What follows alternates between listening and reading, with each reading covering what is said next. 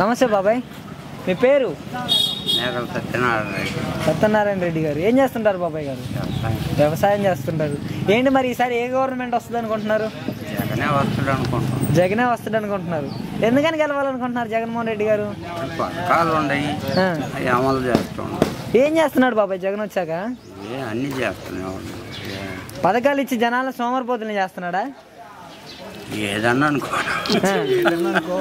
కాదు బాబాయ్, మరి ఇప్పుడు చంద్రబాబు నాయుడు గారు వస్తే వీటికంటే ఎక్కువ పథకాలు ఇస్తా అంటున్నాడు కదా?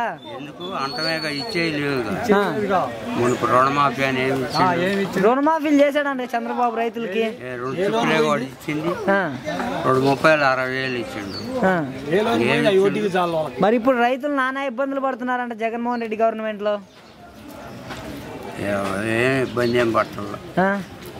మరి ఈసారి జగన్ ఓడిస్తామంటున్నారు కదా అందరు కలిసి. వాళ్ళ చేత కాదులే. మరి పవన్ కళ్యాణ్ సంగతి ఏంటంటావు?